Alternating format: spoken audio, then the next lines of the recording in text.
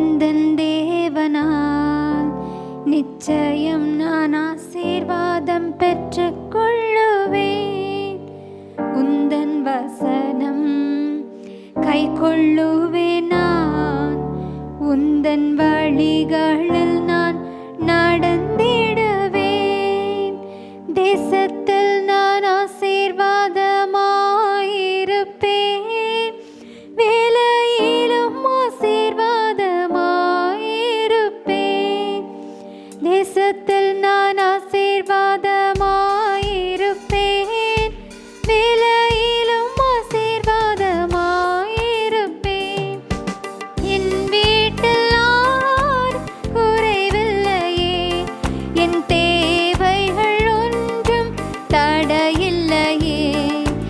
என் வீட்டில் யார் குறைவில்லையே, என் தேவைகள் ஒன்றும் தடையில்லையே. எந்தன் தேவனால் எந்தன் தேவனால் நிச்சயம் நான் ஆசீர்வாதம் பெற்றுக் கொள்ளுவேன். உந்தன் வசனம் கை கொள்ளுவேன் நான். உந்தன் வழிகளில் நான் நடந்திடுவேன். எனக்கு எதிராய் வரும் ஆயுதமெல்லாம் நிர்மூலமாய் போய்விடும் எந்தன் தேவனால். எனக்கு எதிராய் வரும் ஆயுதமெல்லாம் நிர்மூலமாய் போய்விடும் எந்தன் தேவனால். என் பலன் ஆரோக்கியம் தேவதானமே, எந்தன் சரீரம் ஆசீர்வதிக்கப்படும். என் பலன் ஆரோக்கியம் தேவதானமே, எந்தன் சரீரம் ஆசீர்வதிக்கப்படும்.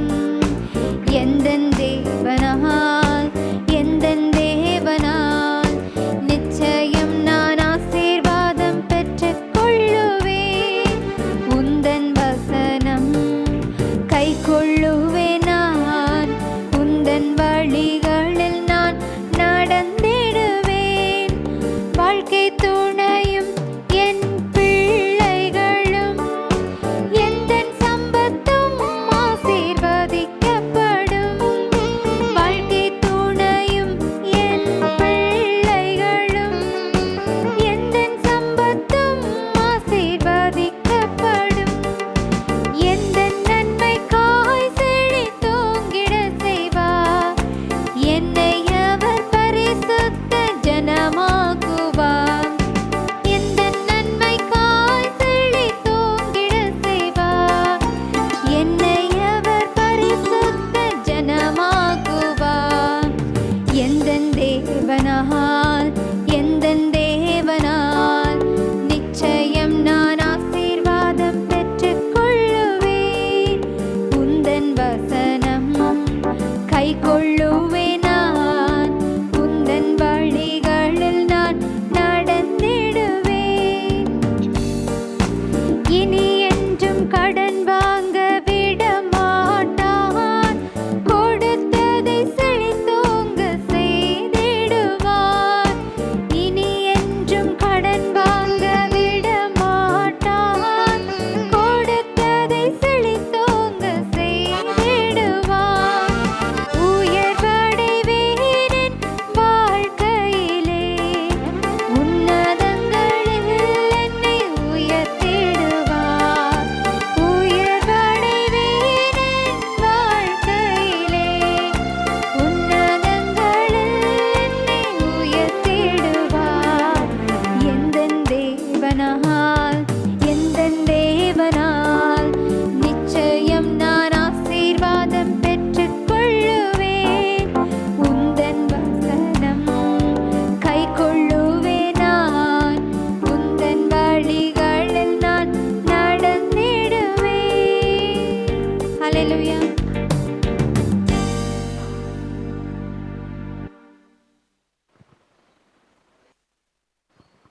ஹல்லேலூயா. கூடி வந்திருக்கிற யாவருக்கும் ஆண்டவராகிய இயேசுவின் நாமத்தினாலே அன்பின் வாழ்த்துக்கள்.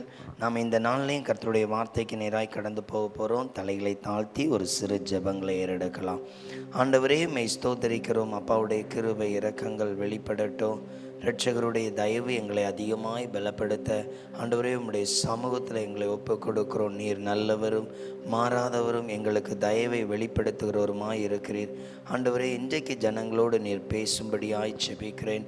ஆண்டவர் சொல்லுகிறார், இதோ உன் இக்கட்டுக்கும் உள்ளுள்ள காலங்களுக்கும் நான் முடிவை உண்டு பண்ணுவேன்.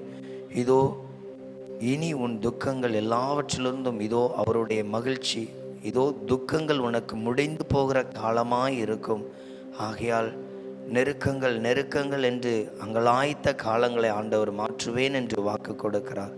ஆண்டவருடைய கிருபை எங்களுக்கு தயவாய் இறங்கட்டும். இயேசுவின் நாமத்தில் பிதாவே, ஆமேன். அல்லேலூயா.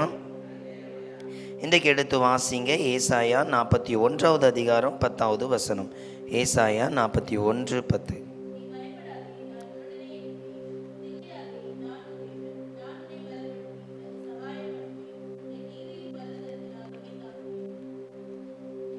தலைகளை தாழ்த்தி இந்த வசனத்தின் ஆசீர்வாதங்களுக்காய் ஜெபிப்போம். ஸ்தோதரிக்கிறவங்க கரங்கள் கிருபைகள் இரக்கங்கள் வெளிப்படட்டும். அன்புக்குள்ளே ஒப்பு கொடுக்குறோம். ராஜா எங்களோடு பேச எங்களோடு இடைபெட ஒப்பு கொடுக்குறோம். தேவன் தாமே இந்த வார்த்தை மூலமாக இடைபடுவீராக. இயேசுவின் நாமத்தில் பிதாவே, ஆமேன். ஆண்டவர் இன்றைக்கு கொடுத்திருக்கிற வார்த்தை, பயப்படாதே, நான் உன்னோடு என்ன பண்ணுறேன், இருக்கிறேன். ஒரு மனிதனுடைய வாழ்க்கையில் யாராவது ஒரு நபராவது என்ன பண்ணணும், கூட இருக்கணும். அழுதுகிட்டே இருக்கிறவங்க அழட்டும் அப்படின்னு போட்டால் அவர்களுக்கு வேறு எந்த காரியமும் நடக்க வேண்டாம். அந்த அழுகையை அவங்கள கொஞ்சம் கொஞ்சமாக என்ன பண்ணிடும், செதைச்சி அவர்களை அப்படியே அழித்து விடும். அதனால தான் ஆண்டவர் இன்னைக்கு நமக்கு சொல்கிற வார்த்தை, நீ பயப்படாத, நான் என்ன பண்ணுறேன், உன் கூட இருக்கிறேன், உன் கூட என்ன பண்ணுறேன், இருக்கிறேன். இயேசு கூட இருக்கிற வாழ்க்கையில் தான் நம்முடைய பயங்களை மாற்றவும் நமக்குண்டான சூழ்நிலையில் தேவ நன்மைகளை என்ன பண்ண முடியும், பெற்றுக்கொள்ள முடியும். ஆண்டவர் சொல்கிற ஒரு காரியம் இந்த இடத்துல சொல்லப்பட்டிருக்கு, நான் உன்னை பலப்படுத்துவேன். ஒரு மனிதனுக்கு பயம் அதிகரிக்கும் பொழுது, இல்லை இந்த போராட்டமும் பிரச்சனையும் அவனுக்கு அதிகரிக்கும் பொழுது அவனால் நன்மைகளை பார்க்கவே முடியாது. அவனால் அந்த பிரச்சனையிலேருந்து என்ன பண்ண முடியாது, எழும்பவே முடியாது. ஆனால் ஆண்டவர் சொல்கிற, நான் உன்னை என்ன பண்ணுவேன், பலப்படுத்தி உனக்கு சகாயம் பண்ணுவேன். சகாயம் என்ன தெரியுமா, சில உதவிகள் கிடைக்காத இடத்துல நமக்கு ஒரு ஆள் தேடி வந்து ஒரு அற்புதம் செஞ்சால் எப்படி இருக்கும், எப்பா அப்படிங்கிட்டு இருக்கும். அந்த மாதிரி ஆண்டவர் நமக்கு என்ன பண்ணுவாராம், சகாயம் பண்ணுவேன். அப்போ நம்ம ஏன் இவ்வளோ பாடுக்குள்ள இருக்கிறோம், இவ்வளோ வேதனைக்குள்ள இருக்கிறோம், சில சூழ்நிலைகளில் எப்படி தான் இருக்கிறோம், இதுக்கு மேலே பாட என்னால் என்ன பண்ண முடியாது, தாங்கவே முடியாது. இதுக்கு மேலே பாட என்ன பண்ண முடியாது, தாங்கவே முடியாது. அவ்வளோ நான் பாடுபட்டுட்டேன், அவ்வளோ நான் வேதனைப்பட்டுட்டேன், அவ்வளோக்குள்ளே நான் நெருக்கத்தில் இருக்கிறேன். இப்படி சில வேளைகளில் வெளியே காண்பித்து கொள்ள மாட்டோம். சில இடங்களில் ஆலயங்களில் போய் ஜெபிக்கிறது உண்டு. சிலருக்கு சத்தமே வராது, ஆனால் கண்ணீர் மட்டும் வந்துக்கிட்டே இருக்கும். கண்ணீர் மட்டும் அந்த ஜெபிக்கிற இடத்துல இருந்து என்ன பண்ணுவாங்க, கண்ணீர் சிந்துக்கிட்டே இருப்பாங்க. காரணம் என்ன அப்படின்னா, அவங்க பிரச்சனை அவங்கள கொஞ்சம் கொஞ்சமாக அழித்து கொண்டு இருக்கும். அவங்களுடைய முகரூபம், அவங்க சூழ்நிலைகள் அவங்கள வெறுமையாக்கி கொண்டு இருக்கும். காரணம் என்ன, அவங்களுக்கு உண்டான பிரச்சனை. சில வேளைகள் நினைப்போம், பாடு எல்லாருடைய வாழ்க்கையில வரும். எந்த பாடு ஒரு மனிதனை அழிவுக்கு நேராய் கொண்டு போகுதோ அவன் முற்றிலுமாய் எப்படி இருக்கிறான், பாடை மேற்கொள்ளுகிற பலனின் அவன் நிற்கவில்லை. இந்த இடத்துல சொல்லப்பட்டிருக்கிற வார்த்தை அதுதான், நீ பயப்படாத, நான் என்ன பண்ணுறேன், உன்னோடு இருக்கிறேன், நான் உன்னோடு இருக்கிறேன். ஆண்டவர் கூட இருந்தால் பாடுகளில் நமக்கு என்ன உண்டாகும்னா, ஒரு தைரியம் உண்டாகும். இந்த பாடலேருந்து நான் என்ன பண்ணுவேன், வெளியே வருவேன். இந்த பாடலேருந்து என்ன பண்ணுவேன், மீட்கப்படுவேன். அப்போ தேவன் நமக்கு என்ன கொடுக்கிறாரு, பாடுகளை கொடுக்கிறார். நம்ம ப்ரேயரில் ஒரு சகோதரி உண்டு. அவருடைய கணவர் ரொம்ப வருஷமாக வியாதியாக இருந்தார். ரொம்ப வருடமாக அவங்க வீட்டுக்கெல்லாம் நான் போயிருக்கிறேன். சில டைம் அவர் தோணும், எப்படி இவ்வளோ பிரச்சனையோடு. ஏன்னா அவர் வருஷத்தில் பாதி நாள் ஐசி வார்டில் தான் இருப்பார். எங்கேயாவது ஒரு இடத்துல அவர் இறக்குற ஒரு 2 நாளைக்கு முன்னால் வரைக்கும் அவங்க கான்ஃபரன்ஸ் ப்ரேயரில் கலந்துக்குவாங்க. அவர் ஐசி வார்டில்னா இவங்க ஐசி வார்டில் இருக்க மாட்டாங்க. அவருக்கு செயற்கை சுவாசம் வச்சுருக்கோம், வெளியே உட்காந்து ஜோம் பண்ணுவாங்க. அவங்க கான்ஃபரன்ஸில் ஜோம் பண்ணுவாங்க. இப்போ நான் ஜோம் பண்ண சொல்லுவேன், அக்கா இப்போ வந்து ஏழை பிள்ளைகளுக்காக ஜோம் பண்ணுங்க அப்படின்னா பயங்கர உற்சாகமாக ஜோம் பண்ணுவாங்க. கடைசி ஒரு நாள் ஜோம் பண்ண போடும் பொழுது சொன்னாங்க, நான் இந்த மாதிரி எங்கள் வீட்டுக்காரர் இறந்துட்டார், காரில் என் வீட்டுக்காரரை என்ன பண்ணுறேன் இப்போ தான் சரீரத்தை தந்தாங்க, காரில் வச்சு நாங்கள் எங்கே கொண்டு போகிறோம், வீட்டுக்கு கொண்டு போயிட்டுருக்குறோம். பாருங்கள், நேற்றைக்கு வரைக்கும் அவங்க எங்கே இருந்துருக்குறாங்க, ஐசி வார்டில் கணவரை வச்சுட்டு ஜோமெண்ட்டு இருந்திருக்கிறாங்க. எப்படி இருக்கும் யோசித்து பாருங்கள். பாடு தான், வேதனை தான், அதுக்கு மத்தியில் அவங்க அவங்க அப்படி சொன்ன பிறகு தான் தெரியும், அவங்க மதுரையில் ஒரு பெரிய ஆஸ்பத்திரியில் கணவரை வச்சுட்டு கிட்டத்தட்ட 2 வாரமாக இருந்திருக்கிறாங்க. ஆனால் 2 வாரமாக என்ன பண்ணாங்க, அப்புறம் பார்த்திங்க அப்படின்னா எல்லா காரியமும் முடிந்துட்டு அவங்கள நான் நேரில் போய் சந்தித்தேன். அப்புறம் எல்லாம் முடிஞ்ச பிறகு பார்த்திங்க அப்படின்னா அவங்களுக்கு 2 பிள்ளைகள். அதில் அந்த பிள்ளை சொல்லுது, நாங்கள் இங்கே இருந்தால் உங்களுக்கு ரொம்ப கஷ்டமாக இருக்கும், எங்களை என்ன பண்ணுங்கள் ஹாஸ்டலுக்கு அனுப்புங்க, நீங்கள் என்ன பண்ணுங்கள் தொடர்ந்து ஊழியத்துக்கு என்ன பண்ணுங்கள் கடந்து போங்க. அப்போது ஒரு மனிதன் பாடில் எப்படி பலன் உள்ளவனாய், எப்படி பலப்பட்டவனாய் காணப்படுகிறாய், இது ரொம்ப அவசியம். யோசித்து பாருங்கள், நமக்கும் பாடு இருக்குது. நான் சிலர் இந்த இடத்துல வந்து ஜெபிக்கும் பொழுது சிலரை குறித்து ஆண்டவர் பேசின வார்த்தை இதுதான், நீங்கள் இப்படி பேசுகிறீங்க, எப்படி பேசுகிறீங்க, எவ்வளோ காலம் இந்த பாடுக்குள்ளே நான் இருக்க போகிறேன், இதை என்ன பண்ண முடியல, சகிக்கவே முடியல. ஒரு நாள் பாடு இருந்தால் சொல்லலாம், இன்னைக்கு பாடு, 2 நாள் பாடு இருந்தால் இல்லை, இந்த 1 மாதம் இப்படி தான் இருக்கும். காண்கிற நாள் ஒரு பாடை தாண்டி வந்த உடனே அடுத்த பாடு, ஒரு பிரச்சனையை தாண்டி வந்த உடனே அடுத்த பிரச்சனை. இப்போ எப்படி இருக்கும், ஆண்டவர் கூட இருந்தால் இப்படியெல்லாம் நடக்குமா? ஆண்டவர், அதாவது பைபிளில் நம்ம அந்த நியாயாதிபதி புஸ்தகத்தில் கிதியோனை குறித்து படிச்சிருப்போம். தூதன் வந்து சொல்லுவான், பராக்கிரமசாலியே கர்த்தர் உன்னோடு இருக்கிறார். அதுக்கு அவன் ஒரு வார்த்தை சொல்லுவான், கர்த்தர் கூட இருந்தால் ஏன் நான் இப்படி பயந்து ஒளிஞ்சு இப்படி வந்து கிடக்கிறேன், கர்த்தர் கூட இருந்தால் நான் எப்படி கிடக்கிறேன். அப்போ நல்லா கவனித்து பாருங்கள், நம்ம வாழ்க்கையில பிரச்சனை வரும் பொழுது ஆண்டவர் கூட இருந்தால் ஏன் எனக்கு இவ்வளோ பாடு வருது, ஆண்டவர் என் கூட இருந்தால் நான் ஏன் இப்படி உட்காந்து அழுதுகிட்டு இருக்கிறேன், ஏதாவது ஒரு வழியில் மாற்றத்தை உண்டு பண்ணுவார்ல. ஒரு நாள் அவமானப்பட்ட, அதனால தான் ரொம்ப ஈஸியாக நம்ம பெற்றுக்கொள்கிற ஒரு காரியம் அவமானங்கள், ரொம்ப ஈஸியாக பெற்றுக்கொள்கிற காரியங்கள் எளிதில் நம்மை தள்ளி விடுவது, எளிதில் நம் புறக்கணிக்கப்படுவது. இப்படி புறக்கணிக்கப்படும் பொழுது நம்ம அப்படியே உடஞ்சிருவோம். என்ன ஆண்டவரே, பாடு ஒரு நாள் வந்தால் பாடுன்னு சொல்லலாம், இல்லை இந்த வாரத்தில் ஆண்டவர் இதை மாற்றிடுவார்னு சொல்லலாம். வியாதி 4 நாள் காய்ச்சல் இருக்குது, மருந்து எடுக்கிறோம், குணமாகுது. எனக்கு இது அப்படி இல்லை, என் நிழல் போல கூட வருது, நான் சுவாசிக்கிற காற்று எப்படி எனக்குள்ளே போகுமோ, அது எப்படி இருக்குமோ அப்படி தான் நான் இந்த பாடெல்லாம் என்ன பண்ணுறேன், தினமும் நான் அனுபவித்து கொண்டிருக்கிறேன். அப்போ ஆண்டவர் சொல்கிற வார்த்தை, இந்த வசனம் முழுவதும் நான் ஆண்டவருடைய சமூகத்தில் எடுக்கும் பொழுது இதையே எடுத்து பேசு என்று கூறினார். அங்கே சொல்லப்பட்டிருக்கிற வார்த்தை திகையாதே. இந்த வார்த்தையினுடைய ஒரு சாராம்சம் எப்படி இருக்குது தெரியுமா, நீ புலம்பிக்கிட்டே கிடக்காத, எப்படி போக போகிறேன், எப்படி இது, ஆண்டவரை மாத்திரம் வாசல்னு அவர் எல்லா இடங்கள்லையும் உங்களுக்கு வாசலை உருவாக்குவார். அல்லேலூயா. எல்லா இடங்கள்லையும் வாசலை உருவாக்குவார். அந்த ஒரு இடத்துல இருந்து நமக்கு கஷ்டமான வார்த்தைகள் வரும் பொழுது நம்ம உடைந்தவர்களாய் காணப்படுவோம். ஐயோ, இப்படி பேசிட்டாங்க, இப்படி சொல்லிட்டாங்க, இப்படி நம்மளை நடத்தினாங்க, இப்படி நம்மளை என்ன பண்ணினாங்க, அந்த வார்த்தை நம்மை துக்கப்படுத்தினாலும் நாம் இயேசுவை பார்க்கும் பொழுது தான் துக்கம் என்ன பண்ணும், மாறி போகும். பைபிளில் நான் யோசித்து பார்த்தேன், இப்படியெல்லாம் எங்கேயாவது ஆண்டவர் சந்திச்சிருக்கிறாரா, இப்படி ஒரு வேதனை இருந்து இதை எப்படி இதுன்னு இருக்கிறாரு. பைபிளில் கவனிக்கணும், இயேசுகிட்ட இருந்து நிறைய நன்மை பெற்றவர்கள் உண்டு.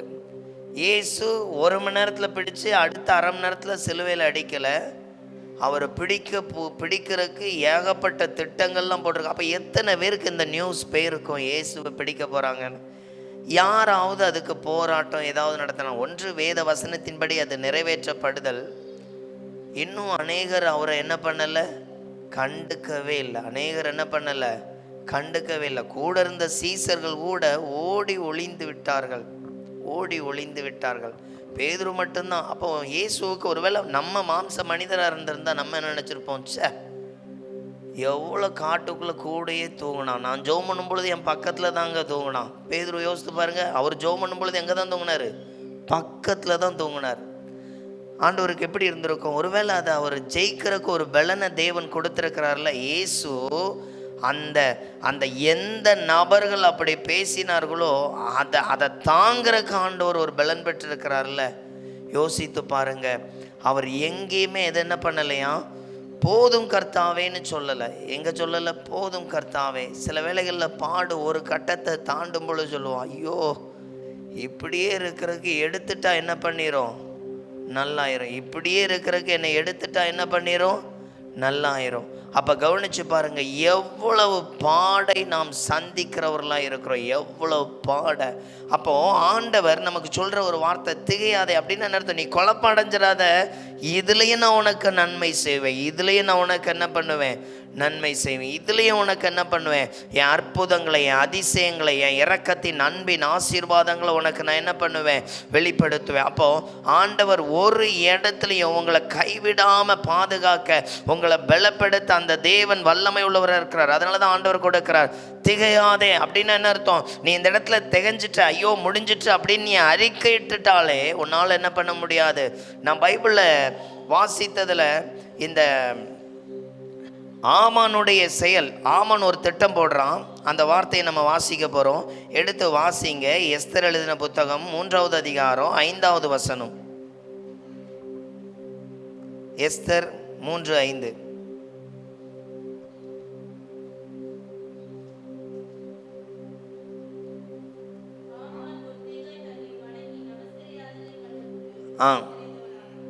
இங்கே சொல்லப்பட்டிருக்கு, ஒருத்தன் என்னை வணங்கலன்னு உடனே அவனுக்குள்ள மூர்க்க கோபம் என்ன பண்ணிட்டான்? உண்டாயிற்று. மூர்க்க கோபம் என்ன பண்ணிட்டு உண்டாயிற்று. இவன் இந்த மூர்க்க கோபத்தினால என்னெல்லாம் திட்டம் போட்டான் தெரியுமா? இவனை எப்படியாவது கொன்று முடிச்சிடணும், இவனுடைய வாழ்க்கையை முடிச்சிடணும். இன்னைக்கு நிறைய பேருடைய பார்வை நம்ம மேல் அப்படி தான் காணப்படும். இதோட இவன் ஒளிஞ்சிட மாட்டானா? சிலருடைய வார்த்தை, நீ தனிமையில் தள்ளப்பட்டவன் என்று சொல்லப்படும். சிலருடைய வார்த்தை அப்படி தான் இருக்கும். கேட்கும் பொழுதே அழ ஆரம்பிச்சிருவோம். ஆனால் முன்னால் எப்படி இருப்போம்? சிரித்த முகமாய் காணப்படுவோம். பின்னால் உட்காந்து ஓனாலும், யாரெல்லாம் ஆண்டவரே, எனக்கு இன்னைக்கு இந்த வாழ்க்கை ஒரு வனாந்திரம் போல தான் இருக்குது, எனக்கு இன்னைக்கு இந்த வாழ்க்கை ஒரு முள்ளுள்ள வாழ்க்கையாய் காணப்படுகிறது. இவ்வளோ திட்டம் போட்டான். இந்த முருகதாய் கடைசி வரைக்கும் என்ன பண்ணலை? கலக்கம் அடையலை. புரியுது உங்களுக்கு? அவன் திகைத்து போகலை. என்ன செய்ய போறேங்கிற இந்த வார்த்தைக்கு அவன் இடம் கொடுக்கவே இல்லை. அப்போ கவனித்து பாருங்க, தேவன் நமக்கு அற்புதங்களை செய்கிறவர், தேவன் நமக்கு நன்மையை செய்கிறவர். அப்போ சூழ்நிலை முழுவதும் கஷ்டமா தெரியலாம், சூழ்நிலை முழுவதும் பாடா தெரியலாம், அந்த பாடுக்குள்ள இயேசு ஒரு நன்மை வைத்திருக்கிறார். அந்த பாடுக்குள்ள ஒரு வாசலை உண்டு பண்ணுவார். அவன் எல்லாருக்கும் தூக்குமேட ஒரு குறிப்பிட்ட அளவு செய்வாங்க.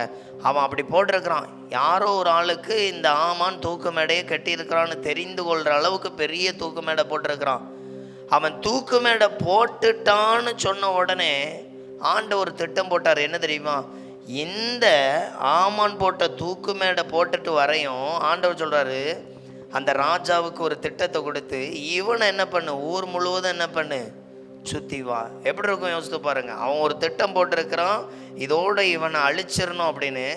ஆண்டவர் ஒரு திட்டம் போட்டு வச்சிருக்கிறார். நீ அவனை அவமானப்படுத்த அழிக்க நினைச்சல்ல, வா மூலமாக அவனை சுற்றி என்ன பண்ணுறேன், கொண்டு வர நான் விரும்புகிறேன். இன்னைக்கு நம்மளையும் அப்படி தான்.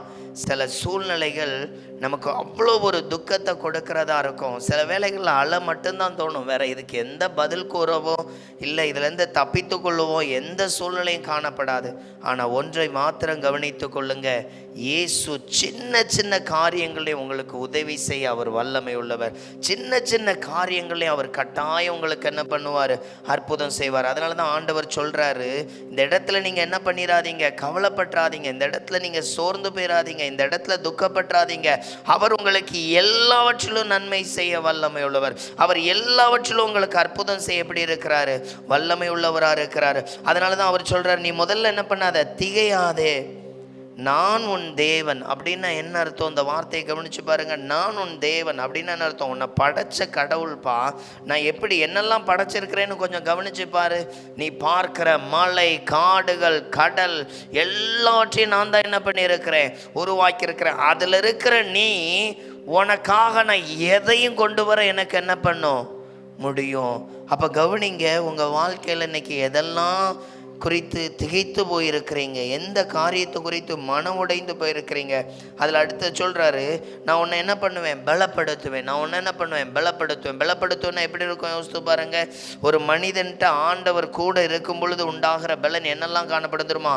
அழுது கொண்டிருக்கிறவனுடைய கண்ணீர் நிறுத்தப்படும். அல்லேலூயா. தேவன் பலப்படுத்தும் பொழுது என்ன இருக்கும்னா, எழுந்து உட்கார்ந்துருக்கிறவன் எழுந்து ஓடுறதல்ல, அழுது கொண்டிருக்கிறவனுடைய கண்ணீர் நிறுத்தப்படும். ஃபர்ஸ்ட்.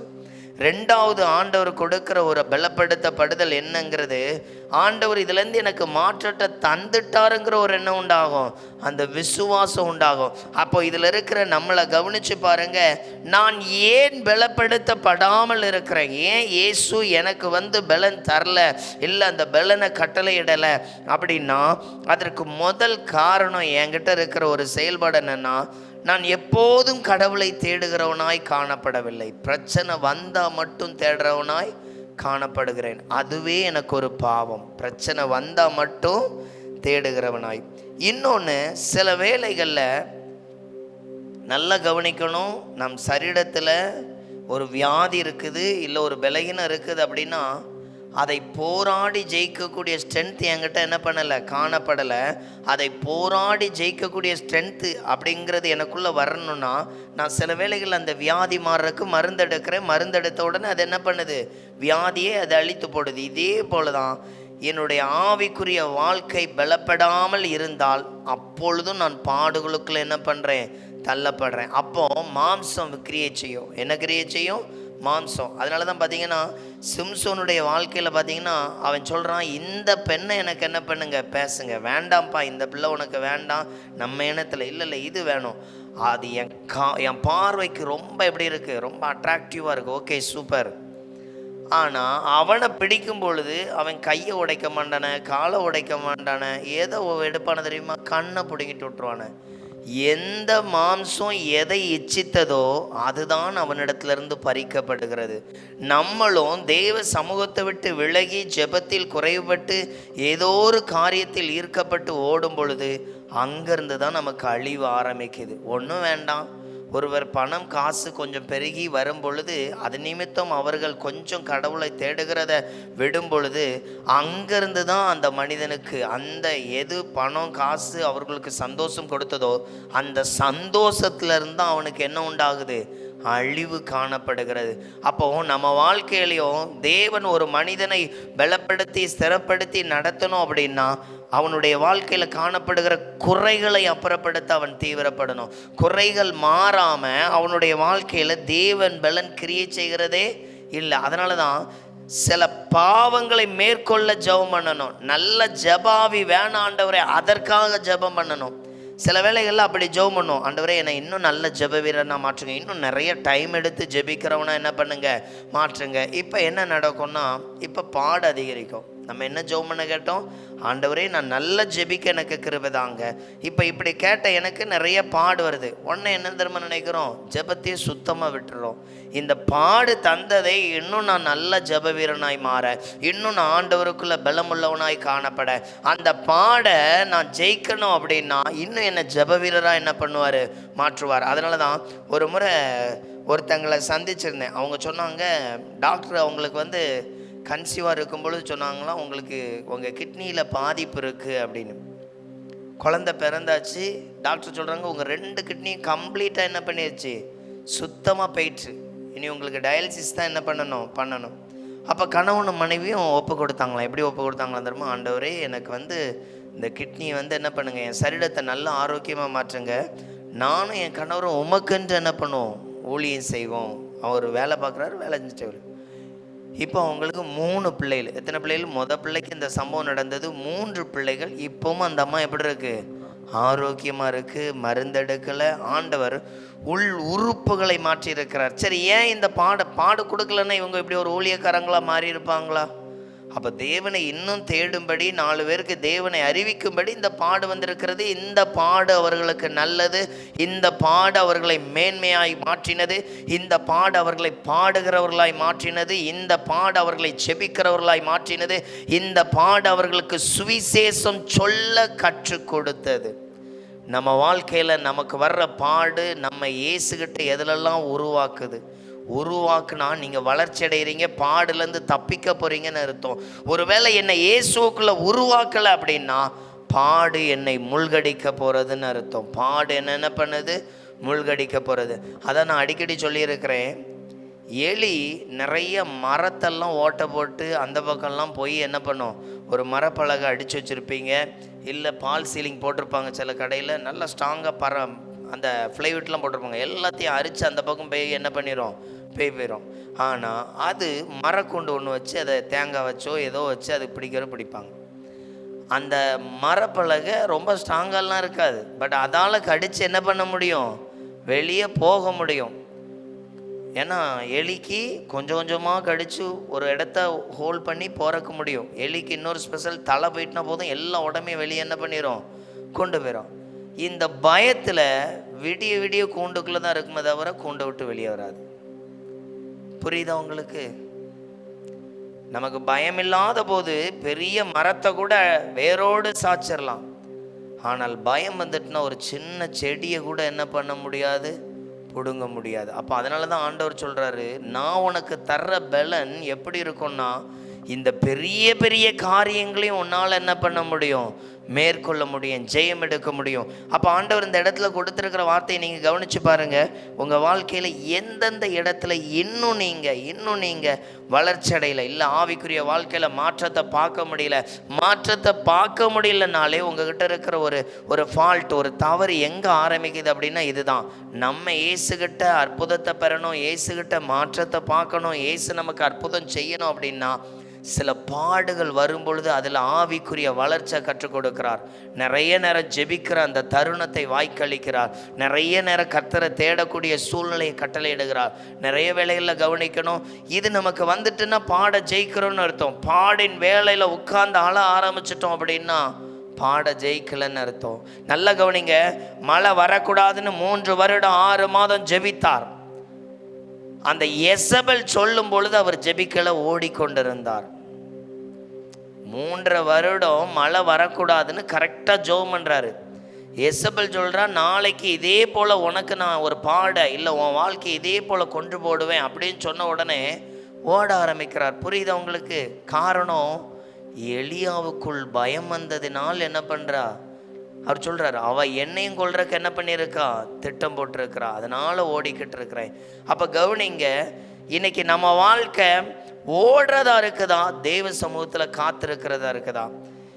இன்னைக்கு ஆமான் போடுற திட்டம் இவன்களை அழிச்சிடணும், இவனை மட்டும் அழிக்கக்கூடாது, இவன் கூட்டத்தை என்ன பண்ணணும், இனத்தையே அழிக்கணும். ரைட், போட்டான் திட்டம். இவங்க யாராவது பயந்து ஓடினாங்களா? இல்லை. இவங்க அவ்வளோ பேரும் ஜெபிக்க ஆரம்பித்தாங்க, இவங்க அவ்வளோ பேரும் இயேசுவை தேட ஆரம்பித்தாங்க. இவங்க தேட ஆரம்பிக்க கர்த்தர் நல்ல ஆலோசனைகளை கொடுத்தார். எஸ்தர் ராஜாத்தி ஞானமாய் கையாளுகிறார். அவளுடைய செய்கை, அவளுடைய பேச்சு நிதானமாக இருக்குது. அந்த கடைசி நேரத்தில் அந்த ஆமானுடைய அதாவது ஒரே எதிரி கொஞ்ச நேரத்தில் கொல்லப்பட்டான். அவன் போட்ட தூக்குமேட அவனுக்கு என்ன பண்ணிட்டாங்க, கொண்டு வந்து முடிச்சிட்டாங்க.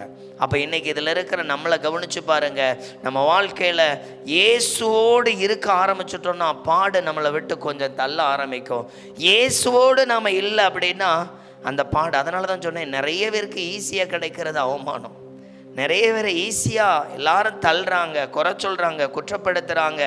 சில வேளைகளில் அந்த குற்றப்படுத்தும் பொழுது அதிகமாக ஆள ஆரம்பித்து அவிசுவாசத்தை அறிக்கையிட ஆரம்பிக்கிறோம். இனி வெற்றியே எனக்கு என்ன பண்ணாது, கிடையாது. இனி இதுலேருந்து என்னால் என்ன பண்ண முடியாது. நம்ம அழுகிற கண்ணீர் கூட இயேசுகிட்ட தான் இருக்கணும். இயேசு எனக்கு என்ன பண்ணுவார், அற்புதம் செய்வார். இயேசு எனக்கு என்ன பண்ணுவார், மாற்றத்தை தருவார். ஏன்னா அவருக்கு அவருடைய செய்கை இல்லை, அவர் நம்ம வாழ்க்கையில் அற்புதத்தை செய்யக்கூடிய அளவுக்கு அவர் எப்படிப்பட்டவராக இருக்கிறாரு, வல்லமை உள்ளவராக இருக்கிறார். அவருடைய கிருபை நம்மளை எல்லா இடத்துலையும் என்ன பண்ணும், தாங்கும். அதனால தான் அடுத்தது அங்கே சொல்லப்பட்டிருக்கு, நான் உனக்கு சகாயம் பண்ணுவேன். சகாயம்னா என்ன தெரியுமா, எனக்கு ஒருவர் உதவி செய்ய போகிறார். உதவின்னு என்ன தெரியுமா, என்கிட்ட இருந்து வாங்கிட்டு பண்ணுறதில்ல, ஃப்ரீயாக செய்யக்கூடிய ஒரு உதவி. இதை இயேசு எப்போ பண்ணுறாரு, ஒரு மனிதன் தேவ பலத்தில் ஆயத்தப்படும் பொழுது அவனுக்கு உதவி உண்டாகுது. அந்த உதவியை யாரும் தடுக்கவே முடியாது. இயேசு செய்கிற உதவியை யாரும் என்ன பண்ண முடியாது, தடுக்க முடியாது. இயேசு உங்களுக்கு ஒரு மேன்மை தரப்போறாருன்னா அதை யாரும் என்ன பண்ண முடியாது, நிறுத்தவே முடியாது. நாம் போடுற திட்டத்தை 10 பேர் 20 பேர் சேர்ந்து தடை பண்ணலாம். இயேசு போடுகிற திட்டத்தை சாத்தானால் கூட என்ன பண்ண முடியாது, தடை செய்ய முடியாது. ஏனென்றால் அவர் நன்மை செய்து நம்முடைய வாழ்க்கையில் அந்த கணம் உண்டாகிற வரைக்கும் என்ன பண்ணுவார், நமக்கு அற்புதம் செய்வார். அப்போது நமக்கு வர்ற பாடு நம்மளை உருவாக்க திறன் கொண்டது. நமக்கு வர்ற பாடு நமக்கு நல்ல மாற்றத்தை என்ன பண்ணுகிறது. அங்கே சொல்லப்பட்டிருக்கு, சகாயம் பண்ணுவேன், என் நீதியின் வழக்கரத்தினால் ஒன்று என்ன பண்ணுவேன், தாங்குவேன். தேவனுடைய தாங்குதல் ஒரு மனிதனுக்கு எப்படியெல்லாம் இருக்குது, எப்படியெல்லாம் அதை கிரியேட் செய்யுது, இதை நம்ம என்ன பண்ண போகிறோம், பார்க்க போகிறோம். தேவன் ஒரு மனிதனை தாங்குகிற அனுபவம், தேவன் ஒரு மனிதனை தாங்குகிற அனுபவம். நல்லா கவனிக்கணும். தாங்கிறது சில இடத்துல இப்போ நம்ம என்ன சொல்கிறோம், ஒரு மிஷினரிக்கு ஏதோ ஒரு ஸ்பான்சர், அந்த மிஷினரியை நம்ம என்ன பண்ணுறோம், தாங்குகிறோம். எப்படியெல்லாம், நீங்கள் அனுப்புகிற பணம் அவர்களுக்கு உணவுக்கு பயன்படுகிறது, அவருடைய பிரயாண செலவுக்கு பயன்படுகிறது, தாங்கிறது. புரிஞ்சிச்சா? கர்த்தர் தாங்கிறதுன்னு என்னது? என் நீதியின் வளர்க்கறதுனால உன்னை தாங்குவேன். உங்கள் வருமானத்தை பெருக பண்ண அவருடைய தாங்குதல் போதுமானது. உங்களுக்கு சமாதானம் உண்டாக அவருடைய தாங்குதல் போதுமானது.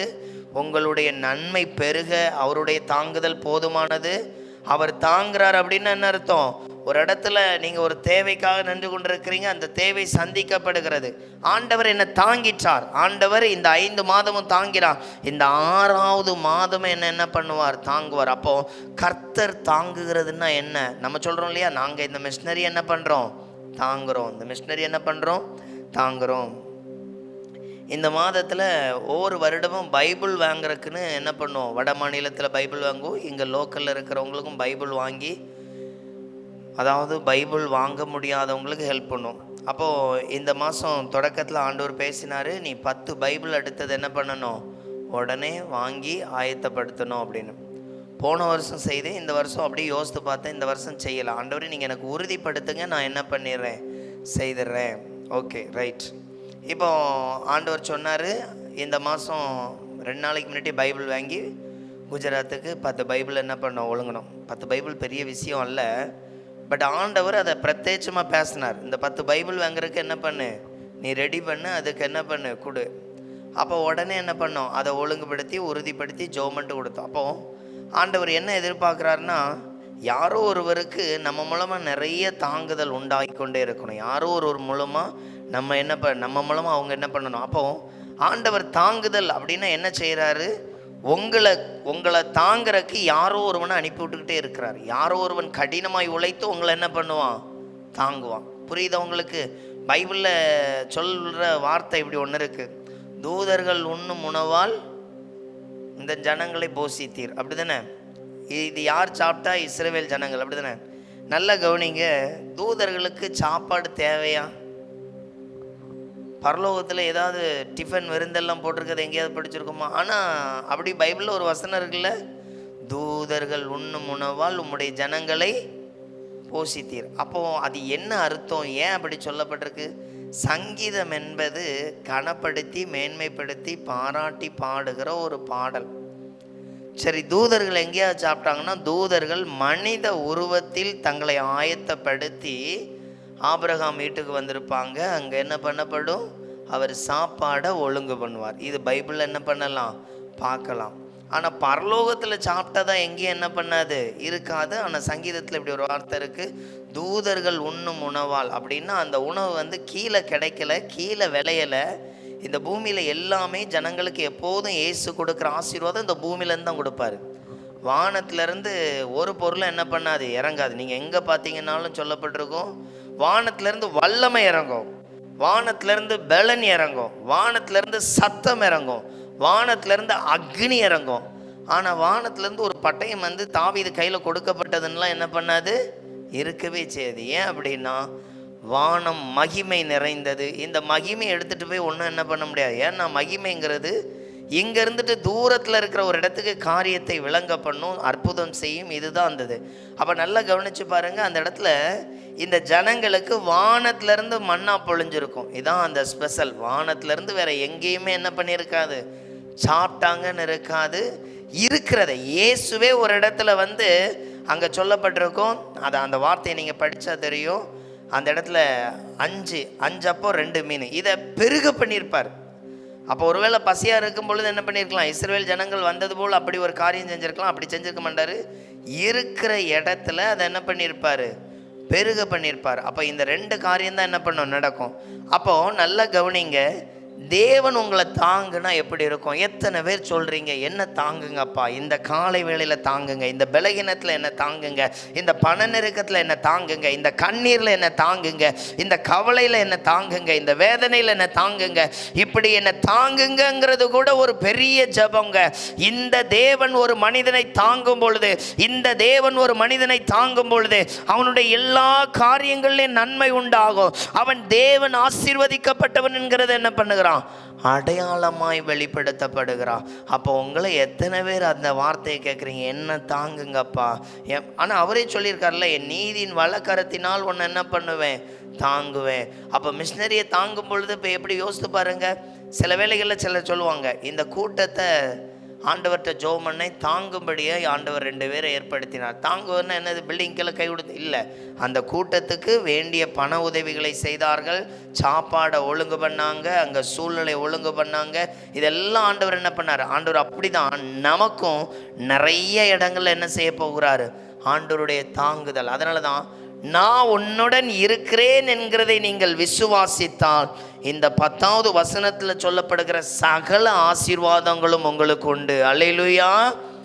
இந்த 10வது வசனத்தில் இருக்கிற இயேசு என் கூட இருக்கிறாருங்கிறத விசுவாசிக்கும் பொழுது சகல ஆசீர்வாதங்களும் உங்களுக்கு என்ன பண்ணும்?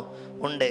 நல்லா கவனிக்கணும். நிறைய வேளைகளில் ஆண்டவர் நம்ம கூட இருந்துட்டாலே நமக்குள்ள அந்த பிரசன்னத்தை உணர்ந்து கொண்டே இருப்போம். அதனால தான் எங்கே ஆண்டவர் இருக்கிறாரோ அங்கே அந்த இருதயம் தேவனை துதித்து கொண்டே இருக்கும். அப்போ தெரிஞ்சுக்கிடணும், ஆண்டவருக்கும் எனக்கும் நல்ல ஒரு உறவு இருக்குது.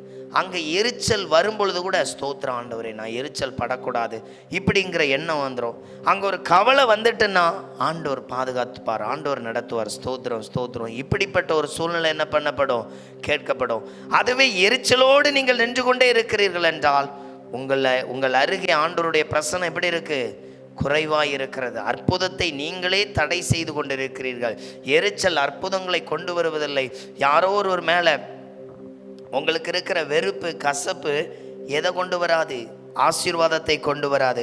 அப்போ கவனிங்க, அவர் உங்களை தாங்குவது ஒரு பெரிய ஆசீர்வாதம். அடுத்தது ஏசாயா 41:13 வாசிங்க.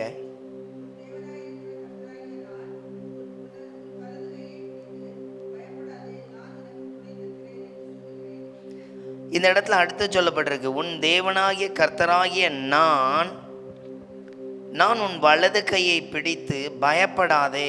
இந்த வார்த்தை ரொம்ப முக்கியம். உங்கள் கையை பிடிச்சு அவர் என்ன சொல்லுவாராம்? பயப்படாதே அப்படின்னு என்ன பண்ணுவாராம்? சொல்லுவாராம்.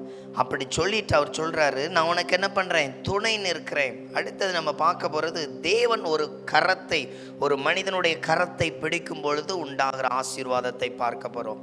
பைபிளில் சொல்லப்பட்டிருக்கு, பேதுரு கடலில் போயிட்டுருக்குறாங்க. பேதுரு 12 சீசர்கள். இப்போ இயேசு தூரத்தில் நடந்து வர்றாரு.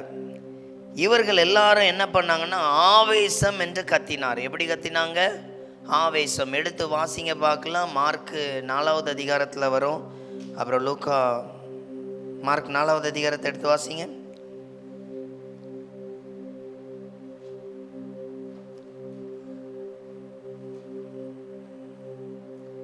மார்க்கு 4வது அதிகாரத்தில் இருக்குது அந்த சம்பவம்.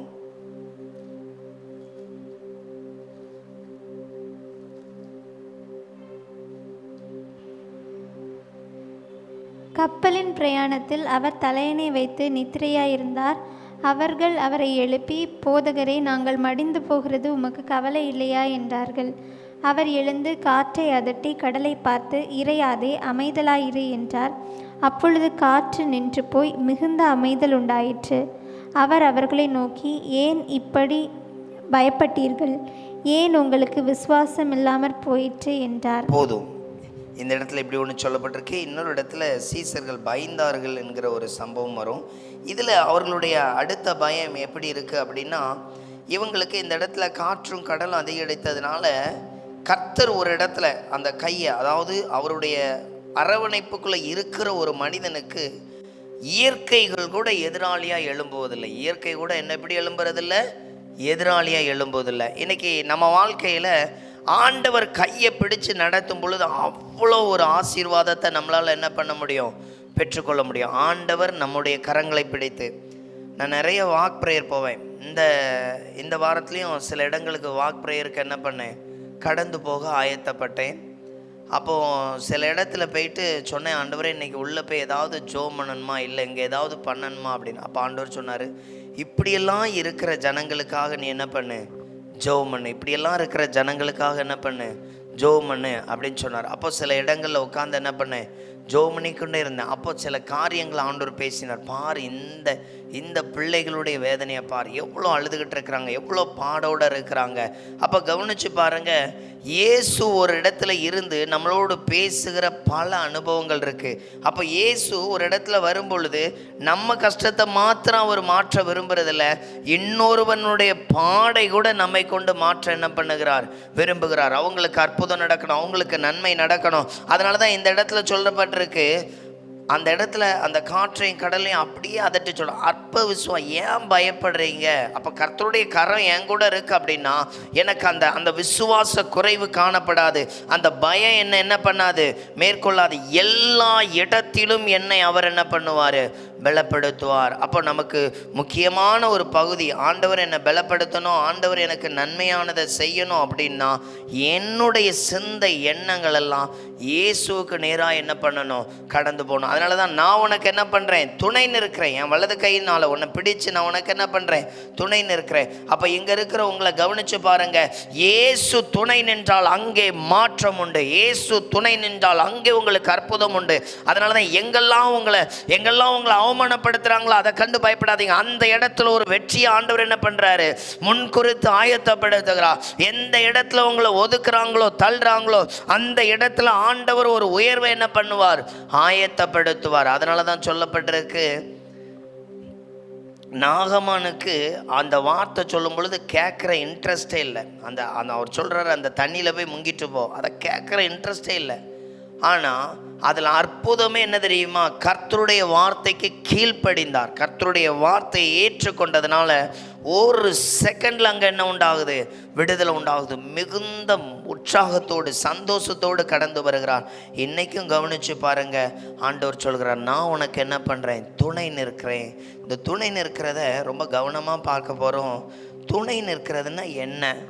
துணை இருக்கிற ஆளுக்கு பயம் இருக்காது. என்ன இருக்காது, பயம் இருக்காது. இப்போது நல்லா கவனிங்க, ஒரு ஆளுக்கு ஒரு ஆள் சப்போர்ட்டாக இருக்கிறார், 2 பேரும் சேர்ந்து போகிறாங்க. அந்த போகிற இடத்துல என்ன பேசணும் எது பேசணும்னு தெரியாது, ஆனால் கூட இருக்கிறவருக்கு எல்லாமே தெரியும். அப்படி இருந்தால் அந்த நபருக்கு என்ன இருக்காது, பயமே இருக்காது. புரியுதா? இயேசு நமக்கு துணை நிற்கிறார் அப்படின்னு நம்ம நினச்சோம், இல்லை அப்படி நம்ம பார்க்குறோம் அப்படின்னா அந்த இயேசு கூட இருக்கும் பொழுது நமக்கு என்ன வராது, பயம் வரவே செய்யாது. ஏன்னா அவர் துணை நிற்கிறார். இன்னைக்கு இதில் இருக்கிற உங்களை கவனிக்கணும், நீங்கள் எந்தெந்த இடத்துலலாம் கலங்குறீங்களோ, எந்தெந்த இடத்துலலாம் கவலைப்படுறீங்களோ அறிக்கை எடுங்க, துணை நிற்கிறார்.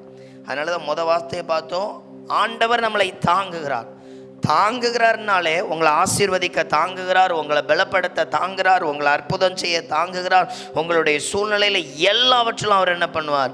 அடுத்தது துணை நிற்கிற பகுதி அப்படின்னாலே, நீங்கள் போகிற இடத்துல தெரியாதுன்னு நினைக்கிறீங்களா, அங்கே உங்களுக்கு அவர் என்ன பண்ணுவார், எல்லாவற்றையும் நடத்துவார். கடந்த நாட்களில் ஒரு இடத்துல நடந்த சம்பவம், ஒரு அம்மா அந்த அம்மாவுக்கு கணவர் கிடையாது, மகன் ஒரு சாதாரண ஒரு சின்ன வேலை பார்க்குற மகன். ரொம்ப நாளாக திருமணம் முடியல, வயது 32 கடந்துருச்சு. இந்த அம்மாவுக்கு சொந்த வீடு இல்லாதனால அந்த திருமணத்தை குறித்து மிகுந்த கவலையோடு இருந்துச்சு. அடிக்கடி எங்கள் பிரைசலுக்கு ஜப குறிப்பு போடும். அப்போ ஜோமனும் ரொம்ப நாள் கழித்து திடீர்னு ஒரு வாட்ஸ்அப் காலில் ஃபோன் வந்துச்சு. அப்போ தெரிஞ்சிச்சு இந்த அம்மா ஏற்கனவே பேசியிருக்கு அப்படின்னு. அப்போ சொல்லிச்சு, ஐயா என் பையனுக்கு திருமணம் ஒழுங்காயிட்டு, ரொம்ப நன்றி, என்ன பண்ணுங்க, இன்னும் ஜோம் பண்ணிவிடுங்க, காரியம் நல்ல ஆசீர்வாதமாக நடக்கணும்.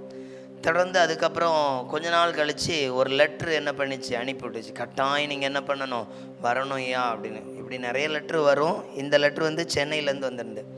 அப்போ அந்த அம்மாவுக்கு மறுபடியும் ஜோம்னு. அதுக்கப்புறம் அந்த கல்யாணம் டேட்டெல்லாம் ஞாபகம் இருந்துச்சு. முடிஞ்ச வரும் மறுபடியும் ஒருக்கா என்ன பண்ணிச்சு, அது ஃபோன் போட்டு, எனக்கு எப்படி சாட்சி சொல்லணும்னு தெரியாது, நான் ரொம்ப தூரத்தில் இருக்கிறதுனால எல்லாம் ரொம்ப ஆசீர்வாதமாக. இப்போது நல்லா கவனிக்கணும், இந்த அற்புதத்துக்கு அடையாளம் நம்ம ஜெபம் பண்ணதுனால இல்லை, கர்த்தருடைய துணை அங்கே வெளிப்பட்டது. ஆண்டவருடைய துணை இருக்கும் பொழுது தான் காரியங்கள் எப்படி இருக்கும்? சக்சஸாக இருக்கும், அது வாய்க்க செய்தக்கதாய். அப்போ நம்ம வாழ்க்கையில் எங்கெல்லாம் இன்னும் நம்ம உதவி தேவனுடைய கரத்திலிருந்து பெறலை. அதனால தான் இன்னைக்கு நிறைய கவலைப்படுறதுக்கு காரணம் ஆண்டவரை இருக பிடிக்கிறதுக்கு என்ன பண்ணுறதில்ல, ஆயத்தப்படுறதில்ல. இயேசு எவ்வளோ அற்புதம் செய்வார், நமக்கு எவ்வளோ தேவையோ அவ்வளோ செய்வார். எந்தெந்த இடத்துல தள்ளப்பட்டுட்டு வேண்டாம் நீ எதுக்கு லாக்கில்லைன்னு ஒதுக்கும் பொழுது ஆண்டவர் சொல்வார், ஒன்றை நான் பயன்படுத்த விரும்புகிறேன். எந்த இடத்துல அவமானப்படுத்துறீங்களோ ஆண்டவர் சொல்வார், நான் உனக்கு இன்னைக்கு ஒரு மேன்மை என்ன பண்ணியிருக்கிறேன், வைத்திருக்கிறேன். அதனால தான் கவலைப்படும் பொழுது உயர்வடையத்தக்கதாக வாக்குத்தத்தங்களை கொடுப்பார். எப்படி கொடுப்பாரு? உயர்வடையத்தக்கதாக வாக்குத்தத்தங்கள். ஏன் நான் தான் கவலைப்பட்டுட்டு இருக்கிறேன்னு உயர்வடையத்தக்கதாக வாக்குத்தத்தம் என்னது? இந்த கவலை மாறக்காக அது ஆறுதலின் வார்த்தை இல்லைங்க, அது நம்முடைய வாழ்க்கையை அசைத்தவர்களுக்கு முன்பாக நம்மை சிறப்படுத்தக்கூடிய வார்த்தை. அல்லேலூயா. ஆண்டவர் அப்படிப்பட்ட அற்புதங்களை நமக்கு செய்ய எப்படி இருக்கிறாரு? வல்லமை உள்ளவரா. அதனால நீங்க என்ன பண்ணாதீங்க, கவலைப்படாதீங்க, சோர்ந்து போயிடாதீங்க. ஆண்டவர் பெரிய மாற்றத்தை உங்களுக்கு கொடுக்க வல்லமை உள்ளவராய் இருக்கிறார். இன்னும் ஒரு வார்த்தையை கூட வாசித்து நாம செபிக்கலாம். சகரியா 9வது அதிகாரம் 12வது வசனத்தை எடுத்து வாசிங்க.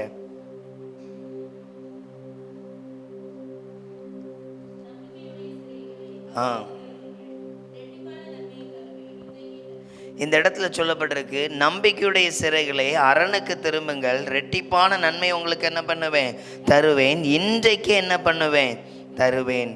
ஆண்டவர்கிட்ட ஆசீர்வாதத்தை பெறுவதற்கு நமக்கு உண்டான ஒரு முக்கியமான பகுதி நம்பிக்கையுடைய பிள்ளைகளாய் காணப்படணும். இன்னைக்கு இந்த இடத்துல சொல்லி, இந்த இடத்துல என்ன ஆண்டவரை பேசணும்னு சொல்லும்பொழுது ஆண்டவர் கொடுத்த ஒரு வார்த்தை என்ன தெரியுமா? நம்ம நிறைய வாக்குத்தத்தங்களை பெற்றும் இன்னும் நிறைவேற்றப்படாமல் இருக்கிறோம், அதை சுதந்திரிக்காமல் இருக்கிறோம். கவனித்து பாருங்க, ஒரு விதையை வாங்கிட்டு போய் அதை மண்ணில் போட்டால் அந்த மண்ணை அது அழகுபடுத்தும். பாலைவனமாக இருக்கிற இடங்களில் ஒரு 4 செடி இருக்கிறது எப்படி இருக்கும் தெரியுமா? கண்ணுக்கே அது பார்க்க அழகாக தெரியும். இதே போல தாங்க நம்ம வாழ்க்கையில் ஒரு முள் நிறைந்த காடு, வேதனை நிறைந்த இடத்துல ஒரு வசனம் முளைக்கும் பொழுது அது அதாவது நம்ம வாழ்க்கையை அது அழகாய் மாற்றும். நான் கடன்காரனாக இருக்கேன்னா என்னை கடன் கொடுக்கிறவனாக மாற்றும். இதுதான் வசனம். நான் அழுது கொண்டு இருக்கிறேன்னா நான் 4 பேருக்கு ஆறுதலாக இருக்கும்படி என்ன பண்ணும்? வசனம் மாற்றும். அப்போ கவனித்து பாருங்கள், இங்கே இருக்கிற உங்கள் வாழ்க்கையில் இந்த வேத வசனம் என்கிற விதை முளைக்க அனுமதி கொடுத்தீங்களா? அது முளைக்க அனுமதி கொடுத்தீங்களா? வாக்குத்தத்தம் உள்ளே வரும் பொழுது அது ஒரு முளை, அது அதனுடைய தன்மை. அதை என்ன பண்ணணும்? அதுக்கு நாம் என்ன பண்ணணும்? தினமும் விசுவாசத்தில் பலப்படணும், தினமும் அறிக்கையிட்டு ஜெபம் பண்ணணும். எப்படி ஒரு செடிக்கு டெய்லி தண்ணி ஊற்ற அதில் இருக்கிற மகத்துவங்களை அது வெளிப்படுத்துகிறதோ அதே போல் நாங்கள் அந்த மலையில் போய் ஜெபம் பண்ண போவோம். அங்கே ஒரு மரம் உண்டு, அதில் ஒரு மாதிரி உருண்டையாக காய்க்கும். குரங்கு சும்மா கடிச்சு என்ன பண்ணும்? போடும். அதை பார்த்துருக்குறேன் அந்த மலையில். அந்த இடத்துக்கு போனோன்னு ஒரு நறுமணம் அப்படியே வீசும். அந்த காயிலிருந்து ஒரு நறுமணம் வீசும். அது அந்த இடத்த கிராஸ் பண்ணுற வரைக்கும் அப்படி ஒரு அழகாக இருக்கும். அந்த நறுமணம் என்ன பண்ணும்?